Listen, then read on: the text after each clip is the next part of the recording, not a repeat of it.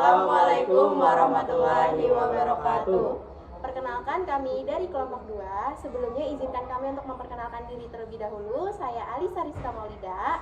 Saya Rani Edelia. Saya Lucia Dwi Agustin. Dan saya Martin Darul Junur Sedian. Saya Muhammad Abdul Firdaus. Jadi di sini kami akan mempresentasikan hasil kerja kami, yaitu Persatuan dan Kesatuan Bangsa pada masa demokrasi liberal. Dan Kami akan menjelaskan lebih dalam tentang Gerakan Darul Islam atau Tentara Islam Indonesia. serta juga kami akan menjelaskan pulangnya Persatuan dan Kesatuan Bangsa pada masa Orde Lama dalam tanda kutip 5 Juli 1959 sampai 11 Maret 1966. Saya akan menjelaskan Gerakan Darul Islam atau Tentara Islam Indonesia atau yang sering kita singkat DI atau TII, dan pemberontakan PRII dan Permesta. Pada masa demokrasi liberal, tanggal 17 Agustus 1950 sampai 5 Juli 1959, Indonesia menerapkan Undang-Undang Dasar. Sementara UUDS 1950 menggantikan Konstitusi RIS. Bentuk negara yang diterapkan adalah negara kesatuan dengan sistem pemerintahan parlementer. Dalam sistem ini, presiden hanya berperan sebagai kepala negara. Sementara kepala pemerintahan dipegang oleh seorang Perdana Menteri yang memimpin kabinet. Insinyur Soekarno tetap menjabat sebagai presiden, didampingi oleh Dr. Muhammad Hatta sebagai wakil presiden. Meskipun sistem parlementer diterapkan dengan harapan menciptakan stabilitas politik, kenyataannya justru terjadi ketidakstabilan. Kabinet yang terbentuk sering mengalami pergantian akibat konflik politik dan perbedaan kepentingan antar partai.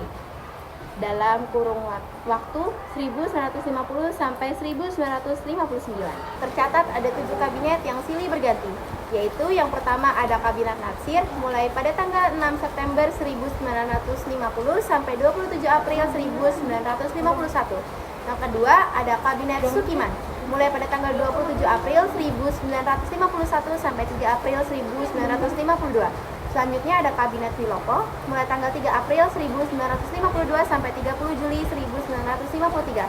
Ada Kabinet Ali Sastromi Djojo mulai tanggal 30 Juli 1953 sampai 12 Agustus 1955. Lalu ada Kabinet Burhanuddin Harahap pada tanggal 12 Agustus 1955 sampai 24 Maret 1900. Pada masa ini, Indonesia menyelenggarakan pemilu pertama pada tahun 1995 dalam 2 tahap, 29 September untuk memilih anggota parlemen dan 15 Desember untuk memilih anggota konstituante.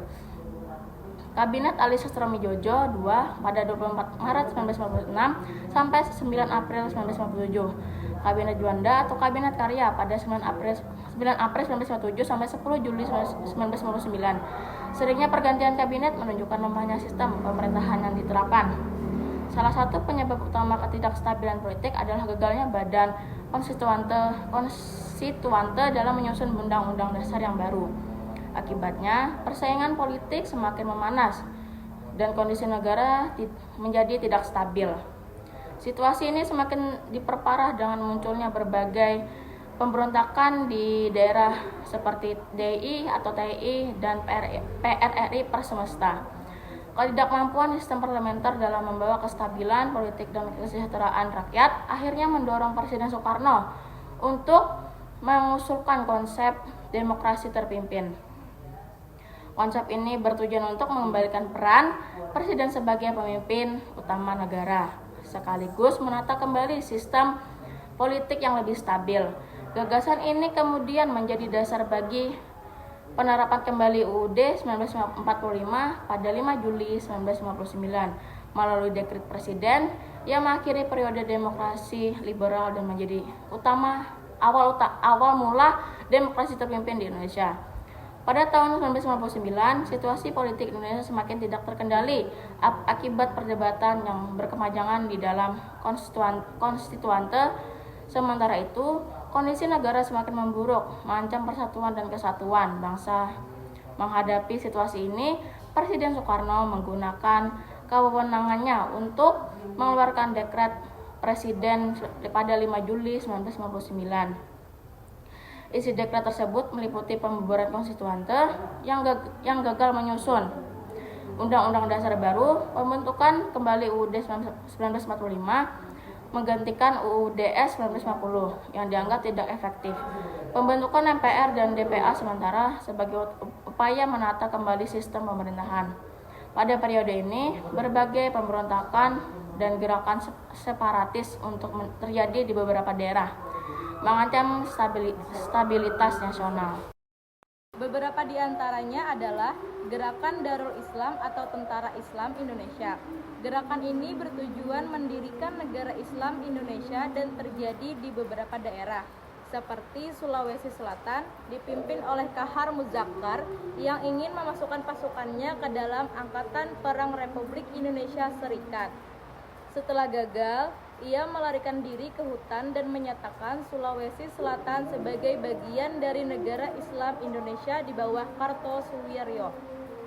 Pemberontakan ini akhirnya ditumpas pada Februari 1965 dengan Kahar Muzakkar tewas dalam operasi militer.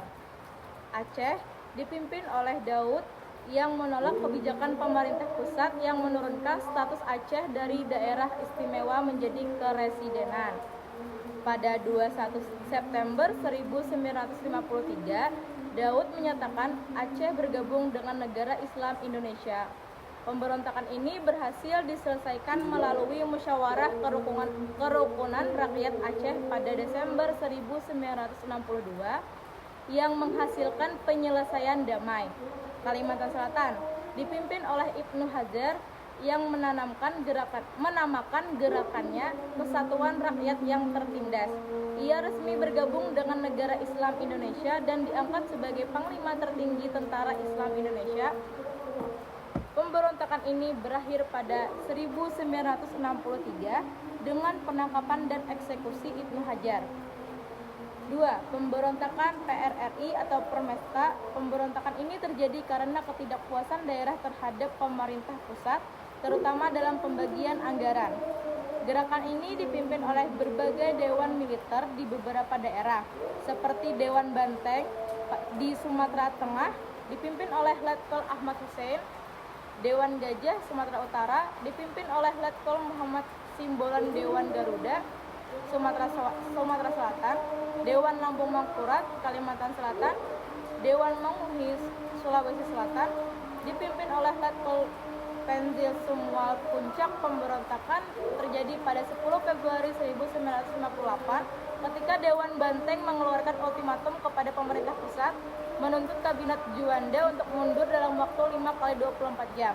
Pemerintah menolak dan bertindak tegas dengan memberhentikan Letkol Ahmad Hussein secara tidak hormat melakukan operasi militer pada 12 Februari 1958 dengan operasi 17 Agustus di Sumatera Tengah dan operasi Sabta Marga di Sulawesi Utara dan Tengah. Meskipun pemberontakan PRRI berhasil dipadamkan, kelompok di Sulawesi Utara dan Tengah tetap menyatakan proklamasi pada 15 Februari 1958. Namun, pemerintah kembali melakukan operasi militer hingga akhirnya seluruh gerakan PRRI atau Permesta berhasil dilumpuhkan.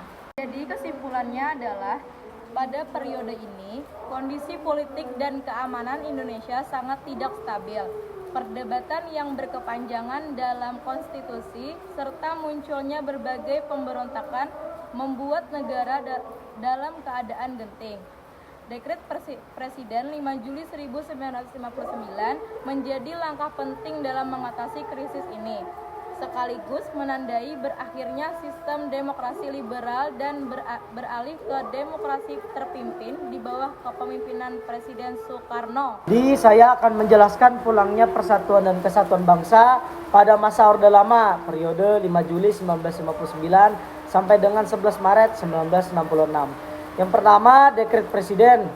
Pada 5 Juli 1959, Presiden Soekarno mengeluarkan Dekret Presiden yang membubarkan Konstituante dan kembali menggunakan Undang-Undang Dasar 1945 sebagai dasar negara. Tujuan utamanya adalah untuk mengakhiri ketegangan politik antara kelompok yang mendukung Undang-Undang Dasar 1945 dan Undang-Undang Dasar Sementara 1950. Yang kedua, demokrasi terpimpin. Sistem demokrasi terpimpin diterapkan dengan Presiden Soekarno sebagai pemegang kekuasaan utamanya. Tujuannya untuk menghindari konflik dan menjaga persatuan bangsa. Meskipun saat itu kebebasan berpolitik sangat terbatas dan fakta Harus Soekarno sangat besar di bidangnya. Yang ketiga, konflik sosial dan politik. Pada masa Orde Lama, terdapat ketegangan antara berbagai kelompok ideologi seperti militer, nasionalis, dan komunis. Peristiwa besar yang terjadi seperti G30 SPKI pada 1965 mengancam persatuan bangsa, menyebabkan perpecahan politik dan keadaan sosial. Peran militer dan PKI, pengaruh militer yang kuat dan peran Partai Komunis Indonesia atau PKI menciptakan ketegangan dalam politik. Peristiwa G30 SPKI memperburuk kesatuan bangsa dan memicu perubahan besar dalam pemerintahan Indonesia. Setelah itu, keadaan ekonomi Indonesia mengalami kesulitan dengan inflasi tinggi dan kemiskinan yang meluas. Kondisi ini menambah ketidakpuasan masyarakat yang mempengaruhi persatuan dan stabilitas negara. Jadi, kesimpulannya adalah pada masa Orde Lama, meskipun upaya untuk menjaga persatuan dan kesatuan bangsa dilakukan, keadaan politik, ekonomi, dan sosial yang tidak stabil menyebabkan perpecahan.